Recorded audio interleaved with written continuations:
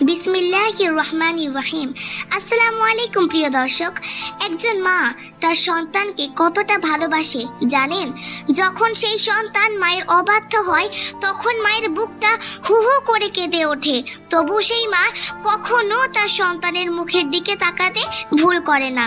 আর ভাবুন তো, আমাদের আল্লাহ, যিনি আমাদের মায়ের থেকেও 70 গুণ বেশি দয়া ও মমতাময়, তিনি আমাদের সৃষ্টি করেছেন, ভালোবেসে এক একটা নিঃশ্বাস পর্যন্ত হিসাব রাখছেন, কিন্তু আমরা তার ইবাদত ভুলে গেছি।